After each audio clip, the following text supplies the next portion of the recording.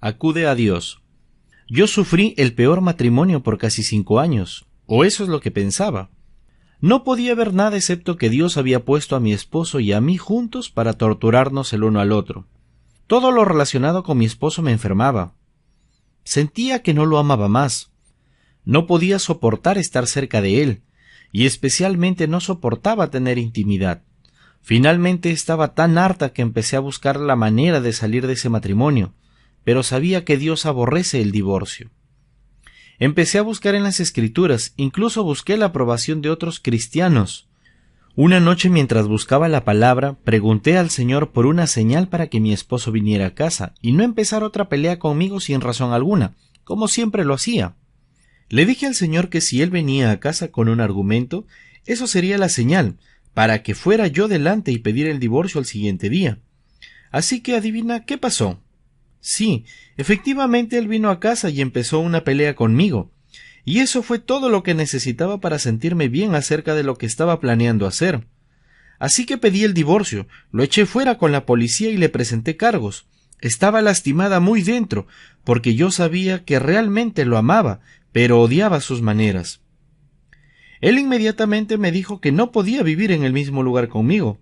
Se marchó a otro distrito, pero me llamaba cada día esperando volver al hogar.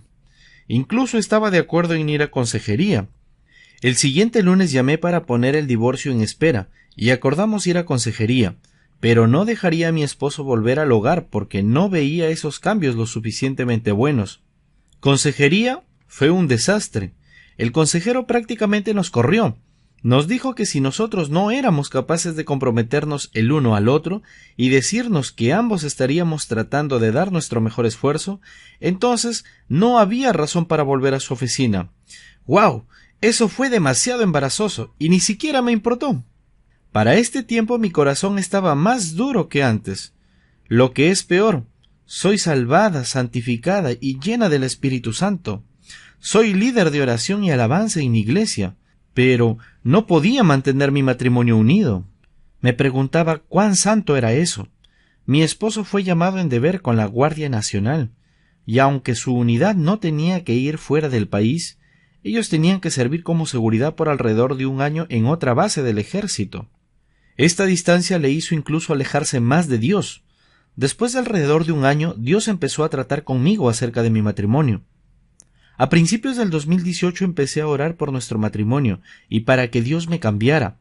Así que finalmente empecé a querer mi matrimonio, a mi esposo. Pero mi esposo había cambiado de parecer y ahora él quería el divorcio. Yo quería que él volviera al hogar, pero él ya no quería más. Yo solo no podía entender qué estaba pasando.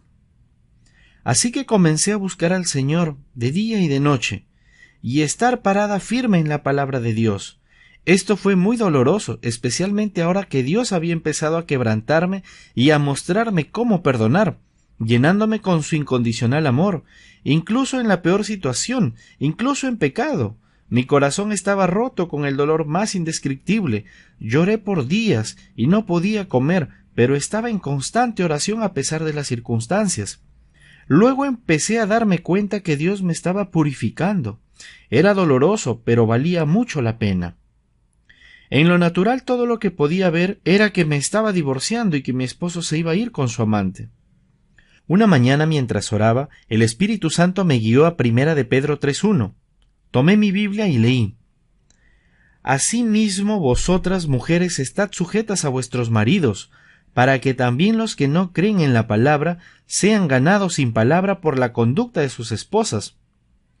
Mientras yo leía sabía lo que estaba diciendo, pero a la misma vez no lo sabía. Pregunté al Señor una vez y otra: ¿qué significa esto? Entonces al empezar a meditar, ahí estaba, aprender a decir ninguna palabra. Esto fue muy duro. Fallé esta prueba muchas veces. Gracias, Señor, por perdonarme. También aprendí que lo que realmente significa estar en sujeción a mi esposo.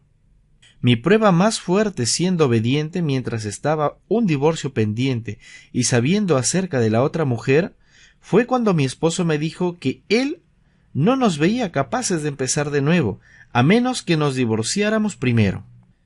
Dios me enseñó que él tenía el control de la situación y que podíamos empezar de nuevo sin un divorcio.